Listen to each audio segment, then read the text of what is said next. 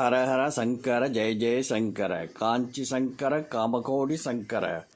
ஆஞ்சநேயர் வழிபாடு மிகவும் சக்தியான வழிபாடாக கருதப்படுகிறது. காரணம், ஆஞ்சநேயர் நித்திய சிரஞ்சீவி வரம் பெற்றவர் என்பதால் ராம நாமம் இசைக்கப்படும் இடத்தில் அவர் எழுந்தருளி பக்தர்களுக்கு அருள் செய்வார் என்பது நம்பிக்கை.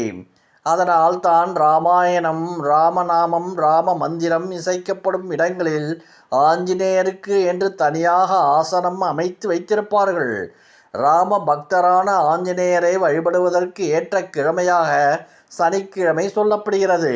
ஆனால் செவ்வாய்க்கிழமையில் இவரை வழிபடுவது மிகவும் சிறப்பானதாகும். செவ்வாய்க்கிழமையில் ஆஞ்சநேயரை வழிபடுவதால் நம்முடைய வேண்டுதல்கள் நிச்சயம் நிறைவேறும். செவ்வாய்க்கிழமை துவங்கி தினமும் நெய் தீபம் ஏற்றி ஒரு வெற்றிலையை எடுத்து அதில் ஸ்ரீராமஜெயம் என்று எழுதுங்கள். பிறகு உங்களுடைய வேண்டுதலை 2 வார்த்தைகளில் எழுதுங்கள்.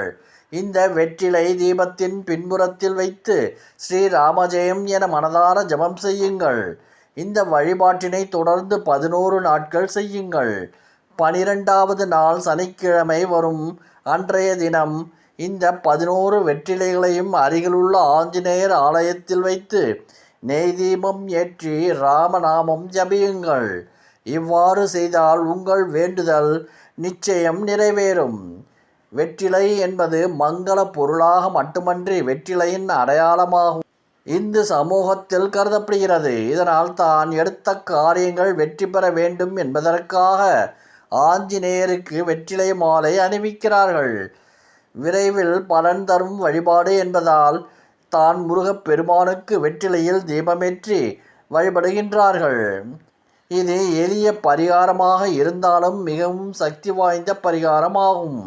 இந்த பரிகாரத்தை நம்பிக்கையுடன் தொடர்ந்து செய்து வந்தால் நிச்சயம் பலன் கிடைக்கும். இந்த பரிகாரம் செய்யும் நாட்களில் முற்றிலும் அசைவம் சாப்பிடக்கூடாது. அதுபோல் தினமும் ஸ்ரீராமஜெயம் மந்திரத்தை 108 முறை சொல்லவோ எழுதவோ செய்யலாம். இதனால் ஆஞ்சநேயரின் அருள் நிச்சயம் கிடைக்கும். வேண்டுதல் நிறைவேறிய பிறகு ஆஞ்சநேயருக்கு வடைமாலை, வெற்றிலை மாலை அணிவித்து வழிபடலாம். வெற்றிலையில் ஸ்ரீராமஜெயம் மந்திரத்தை எழுதி ஆஞ்சநேயருக்கு மாலை கட்டி அணிவிப்பதும் இன்னும் சிறப்பானதாகும்.